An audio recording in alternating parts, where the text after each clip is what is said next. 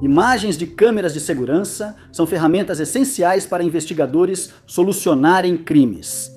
Muitas vezes mostra o ato ilícito e facilita a identificação do culpado. Em alguns casos, porém, as imagens gravadas são de baixa qualidade ou capturam apenas detalhes irrelevantes, deixando a investigação parada, às vezes por décadas. Número 10. O desaparecimento de Mary Ann Fowler, 65 anos, ocorreu em 24 de dezembro de 2002. Apesar das imagens borradas das câmeras de segurança do incidente antes do sumiço, ela nunca foi encontrada. Mary era uma moradora muito conhecida de Baton Rouge, Louisiana. Antes de se aposentar, ela foi assistente de superintendente no Departamento de Educação da Louisiana e fez muitos amigos na comunidade, devido à sua natureza gentil. Porém, tudo mudou quando, naquele ano, seu marido Jerry foi condenado por suborno como comissário de eleições da Louisiana.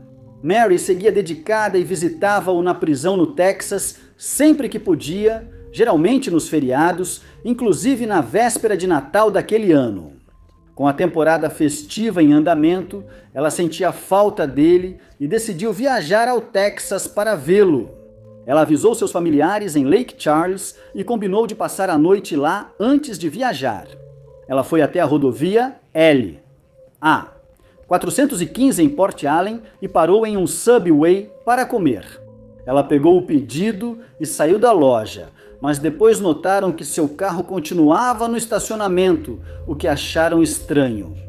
Eles decidiram investigar e, surpresos, acharam as chaves, a bolsa, comida e várias unhas postiças de Marie no chão ao lado do carro.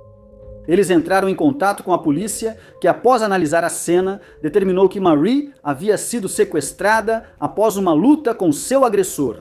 A primeira coisa que os investigadores fizeram foi verificar as imagens das câmeras de segurança da loja, que mostravam uma caminhonete de cor escura parada ao lado do carro de Marie.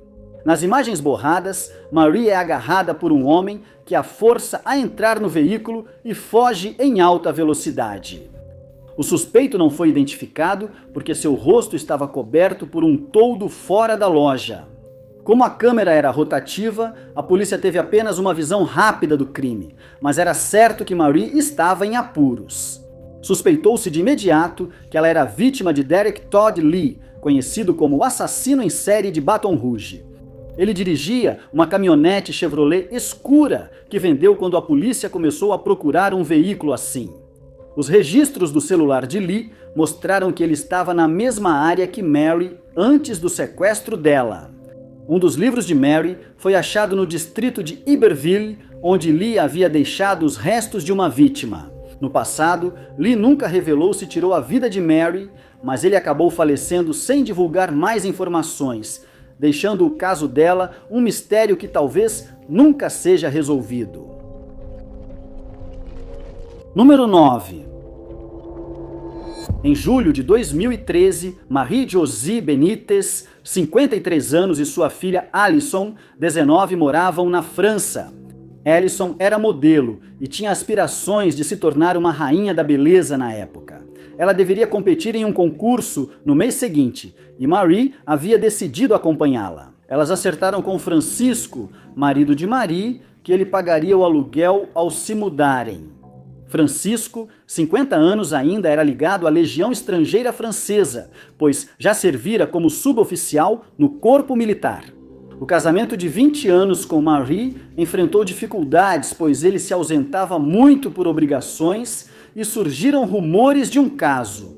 As coisas só pioraram quando, pouco antes de Marie e Alison partirem, veio à tona que Francisco realmente estava tendo um caso e que isso já acontecia há vários anos. O casal se separou e Marie achou um novo apartamento. Francisco pagaria o aluguel desse apartamento, pois Marie estava desempregada e dependia da renda dele. Francisco era rígido e autoritário, sem antecedentes criminais, mas dúvidas sobre seu passado permaneceram. Uma ex-namorada sumiu misteriosamente após descobrir seu caso secreto. Sabe-se que, pouco antes de Marie e Alison saírem de casa, a família teve uma discussão acalorada sobre dinheiro e o caso extraconjugal de Francisco. Depois, ele contou à polícia que Marie começou a arrumar as malas no dia seguinte e descobriu que ela e Alison planejavam visitar amigos em Toulouse. Ele disse que elas partiram no dia seguinte sem se despedir. Porém, os investigadores acharam estranho ele não se abalar por sua família tê-lo deixado para sempre. Os registros mostram que Alison enviou mensagem a uma amiga às 16h49 e Marie mandou mensagem para outra filha às 17h19. Foi constatado que ambas estavam em Montpellier naquele momento. As duas mensagens informavam que iam para Toulouse, mas logo depois os celulares foram desligados. Elas não chegaram a Toulouse como previsto e Francisco registrou o desaparecimento em 22 de julho. No começo, o caso não foi levado a sério, pois a polícia achou que Marie e Alison só tinham optado por não manter contato. Mas quando elas não tinham sido vistas ou ouvidas até o final de julho, seus amigos e familiares começaram a ficar preocupados. Alison não havia chegado para competir no concurso de beleza. A polícia foi pressionada a investigar, mas ainda achava que nada estava errado quando Francisco morreu. Após gravar um vídeo declarando sua inocência, a polícia enfim deu atenção e iniciou as buscas. Durante a revista, a polícia percebeu que o freezer da família tinha sido removido, esvaziado e limpo recentemente. Descobriu-se também que ele levou o freezer ao quartel da Legião Estrangeira e usou uma máquina de lavar para limpar um lençol e um tapete possivelmente com material biológico. Imagens de câmeras de segurança mostram o freezer e fica claro que era um aparelho muito grande. Francisco disse que levou o freezer ao quartel para lavá-lo com jato de alta pressão, já que não tinha o equipamento em casa. O DNA de Alison e outro material biológico foram achados no freezer, e a máquina de lavar tinha vestígios do DNA das duas mulheres. Porém, buscas e investigações não encontraram novas evidências e Marie e Alison nunca foram achadas. Número 8. A violência de gangues é uma praga constante na sociedade moderna e muitas vezes pessoas inocentes são afetadas pelos crimes cometidos por essas gangues. Embora Brandon Volmost, de 23 anos, talvez não fosse o cidadão mais cumpridor da lei, sabe-se que ele não era membro de nenhuma gangue e mesmo assim sua vida foi tirada por 4 membros de uma gangue. No dia 31 de março de 2015, Brandon foi dado como desaparecido naquela mesma noite quando não voltou para casa. Mas imagens de câmeras de segurança que foram posteriormente obtidas pela polícia mostram que ele realmente chegou em casa, em South Windsor, Sydney, Austrália, antes de ser sequestrado. Eles acrescentaram que, pouco antes desse incidente, o carro de Brandon se envolveu em um acidente com um Hyundai i30 hatchback branco, mas parece que a colisão não foi muito grave. O mais grave, porém, foi a causa do acidente. Depois, descobriu-se que o hatchback branco era dirigido por um membro da gangue Blood Brothers e 3 comparsas. Os detalhes do relacionamento deles lançariam mais luz sobre o incidente e mostraram que Brandon, embora não fosse afiliado à gangue, havia feito negócios com eles. No passado foi revelado que ele havia comprado substâncias ilegais deles. Naquela noite, ele deveria quitar a dívida, mas não conseguiu ao ser confrontado por 4 homens, depois identificados como Jamie Tilley, 36, Mitchell Bentley, 27, Jack Davis, 27 e William Thomas, 27. Ele tentou fugir de carro, mas a gangue o perseguiu. Nas imagens de segurança mostradas no julgamento, Brandon aparece chegando em casa no carro de um amigo. 2 homens do hatchback o seguiram rapidamente até a propriedade e o perseguiram até o quintal dos fundos. O motorista também seguiu Brandon até o quintal, enquanto o outro ficou retido em seu carro por um agressor. Os 4 membros da gangue confessaram que o seguiram até um galpão no quintal, onde o agrediram e sequestraram. Quando o galpão foi revistado mais tarde, uma quantidade significativa de material biológico foi encontrada. O hatchback branco usado no sequestro nunca foi encontrado, e a polícia acredita que a gangue o descartou para eliminar provas. Após matar Brandon, todos foram condenados a 15 anos de prisão, podendo sair em liberdade condicional após 11 anos. Número 7. Em janeiro de 2008, Lou Ruiz-Jun, 37, sumiu misteriosamente com sua filha pequena. E apesar de haver imagens de câmeras de segurança dos últimos movimentos conhecidos delas, as autoridades não conseguiram encontrá-las, nem descobrir o que aconteceu com elas. Muitos compararam este caso ao de Elisa Lam, desaparecida do Stay on Main Hotel em Los Angeles em fevereiro de 2013. Ambas desapareceram após agirem de forma estranha em um elevador. O caso de Elisa Lam foi resolvido ao encontrarem seu corpo no reservatório do hotel, mas ainda não se sabe por que ela agiu de forma tão estranha. Lou, natural de Taiwan, mudou-se para a cidade buscando uma vida melhor para si e sua filha, seguindo sua ambição. Ela sofria pressão familiar para casar e logo retornou à cidade natal, onde se casou com um homem escolhido pela família. Ele era conhecido por ser rico e por isso a família acreditava que ele cuidaria de Lou, mas as aparências muitas vezes enganam. Após o casamento, ele passou a agredir Lou e mostrou ser alcoólatra de temperamento explosivo. Eles acabaram tendo 3 filhos antes de se divorciarem, mas, graças ao fato de ter sido rejeitada pela comunidade por causa do divórcio, ela decidiu tentar fazer o casamento dar certo. Depois, eles tiveram mais uma filha que acabaria desaparecendo junto com Lou.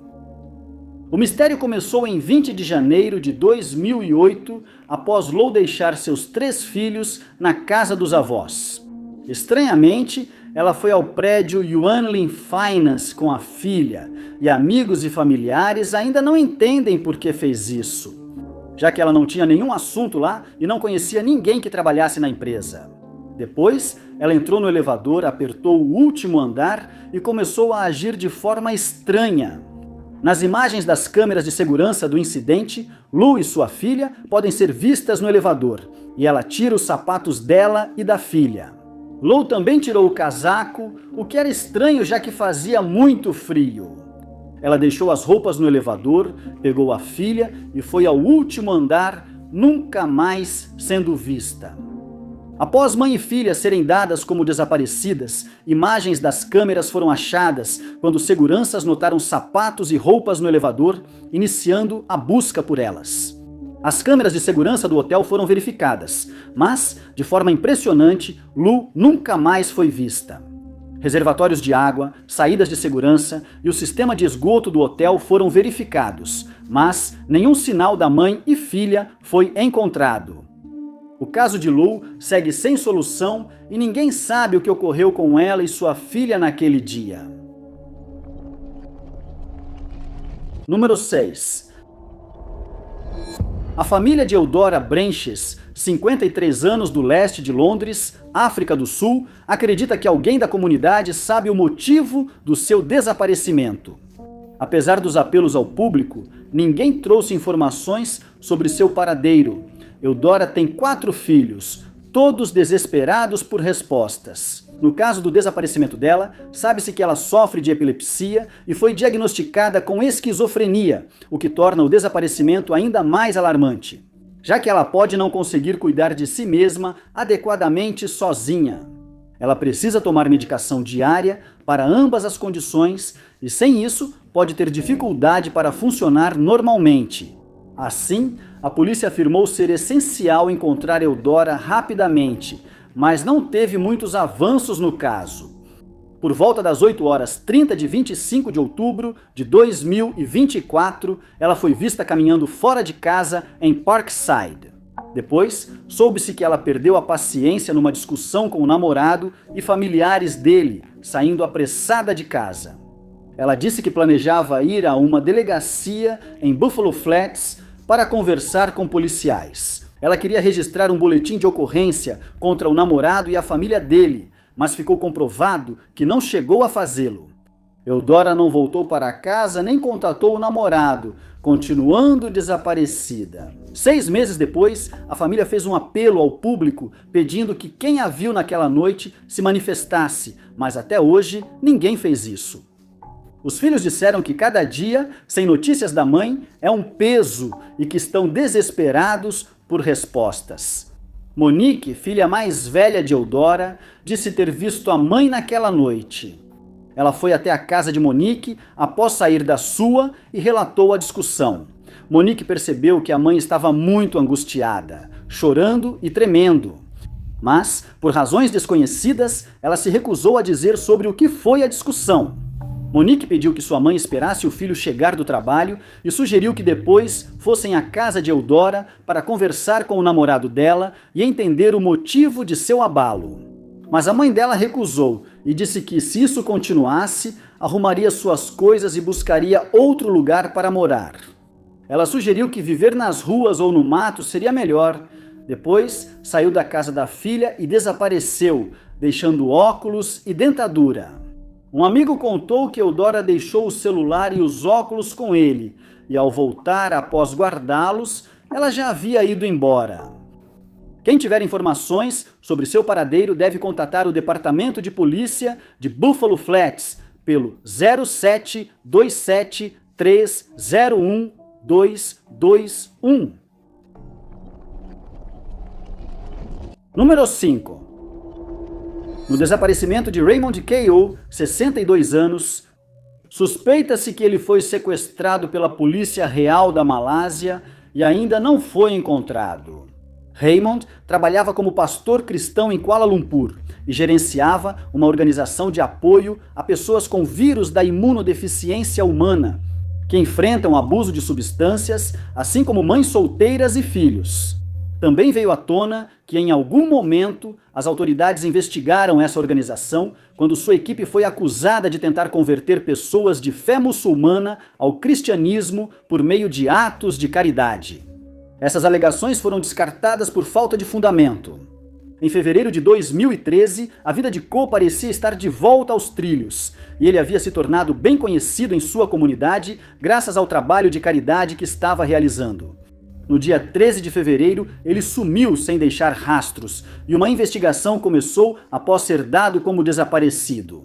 Sua esposa, Susana, contou aos investigadores que ele saiu de casa em Pedling Jaya por volta das 10 horas, e que ele planejava se encontrar com alguns amigos. Ele nunca voltou para casa, e os temores de Susana de que algo ruim acontecesse com ele só foram confirmados. Quando os investigadores verificaram as imagens das câmeras de segurança da área onde ele foi visto pela última vez, mostraram K.O. saindo de casa em seu carro. Pouco depois, 3 caminhonetes pretas com capotas aparecem correndo em direção ao veículo dele. Isso foi claramente um plano bem organizado, pois os 3 veículos podem ser vistos bloqueando K.O. In, deixando-o sem rota de fuga. Homens uniformizados pulam das caminhonetes e correm até o carro de Keough. Em 40 segundos, Keough foi obrigado a parar, retirado do carro e colocado à força em uma caminhonete. Antes do comboio ser visto fugindo, um homem levou o carro de Keough do local. Um homem em um carro branco para investigar, mas os sequestradores o mandam embora agressivamente. E então ele é visto dando ré no carro para sair da área, enquanto é seguido por um homem em uma motocicleta. A maioria das imagens está coberta por árvores e os rostos dos homens não aparecem. Raymond não falou mais com a esposa desde então e seu paradeiro segue desconhecido. Nenhuma pista foi encontrada e só o tempo dirá se amigos e família de Raymond saberão o que ocorreu. Número 4. O dia de Ano Novo é visto por muitos como uma celebração, simbolizando um novo começo e o fim dos problemas do ano anterior. Para a família de 21 anos, o dia foi de preocupação quando ele desapareceu por volta das 17h30. Em 1º de janeiro de 2026, Taylor foi visto pela última vez em Church Heights, Cookstown, condado de Tyrone, Irlanda do Norte. Ninguém sabe seu destino ou planos para aquela noite. Isso dificulta ainda mais a busca por Taylor, pois ninguém sabe para onde ele foi antes de sumir. Após seu desaparecimento, investigadores analisaram câmeras de segurança e viram Taylor andando perto de sua casa em Church Heights. Ele aparece sozinho nas imagens e não demonstra aflição. Cães farejadores e equipes de resgate vasculharam a área próxima, mas eles não conseguiram encontrar nenhum sinal de Taylor ou qualquer pessoa que o tenha visto naquela noite. Ninguém trouxe informações desde então, deixando polícia e família perplexas. Nos dias que se seguiram, várias outras buscas foram realizadas, mas sem sucesso. Um porta-voz da polícia disse que vão vasculhar anexos, galpões, garagens e imóveis vazios, pois Taylor pode ter buscado abrigo nesses locais. A família ela está cada vez mais preocupada com seu bem-estar, pois ele foi visto usando jeans, camisa de manga longa abotoada e botas.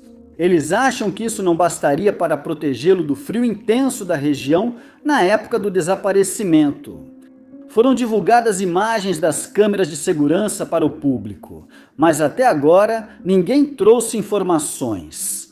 Sem sucesso nas buscas iniciais, equipes extras foram acionadas.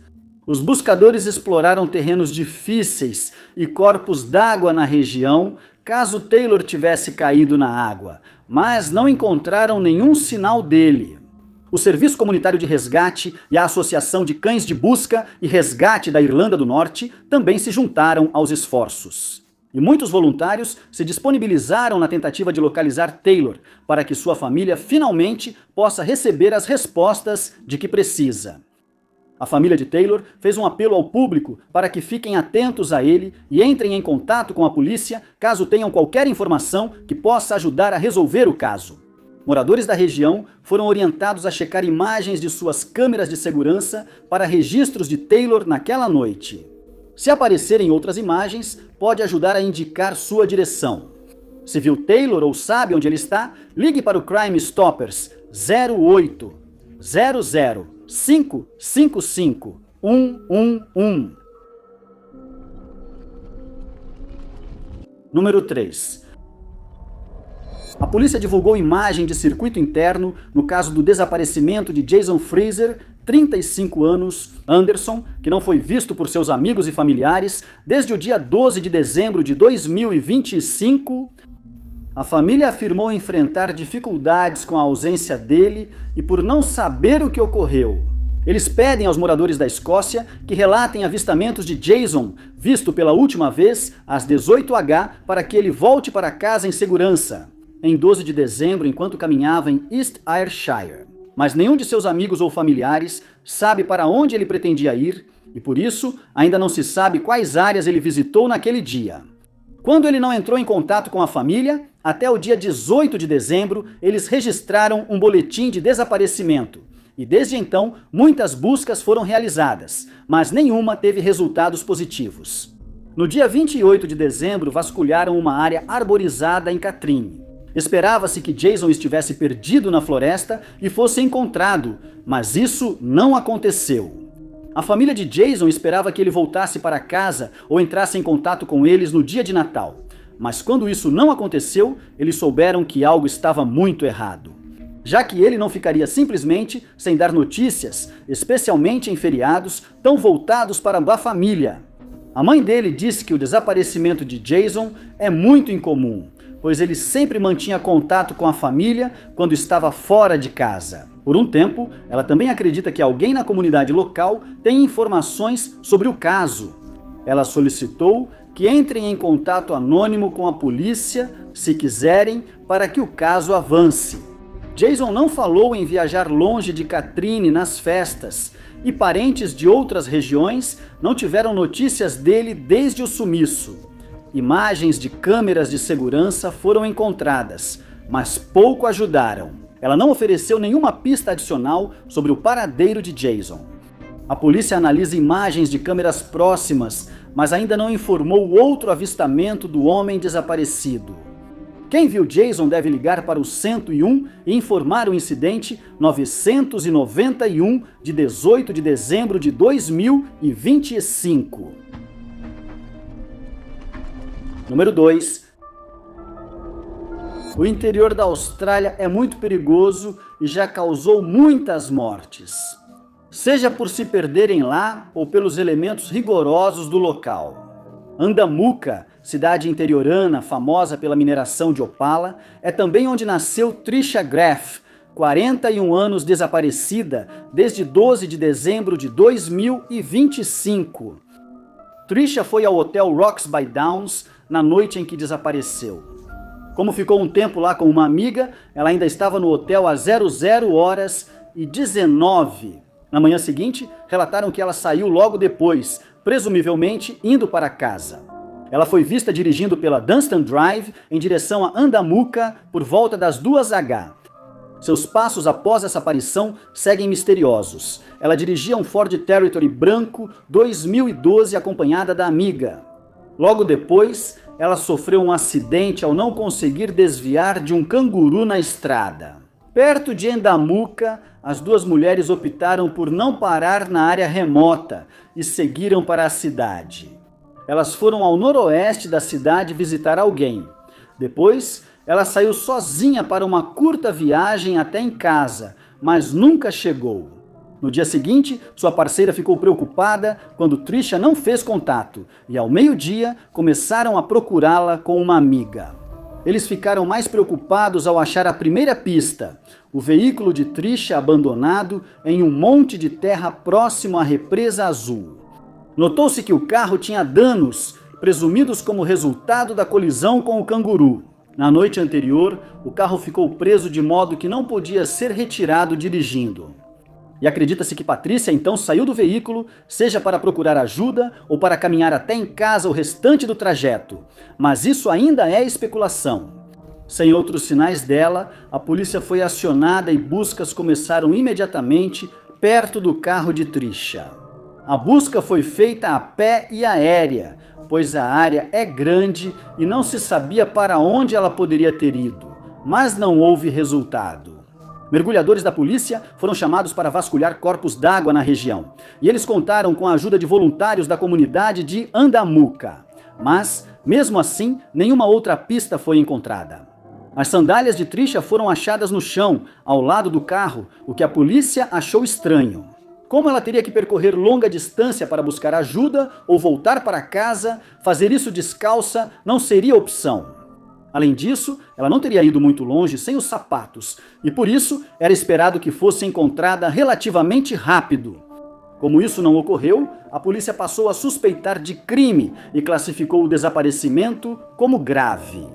Os investigadores querem falar com qualquer pessoa que tenha visto Trisha no hotel naquela noite e pediram isso. Quem tiver informações deve ligar para o Crime Stoppers 1-800-333-3000.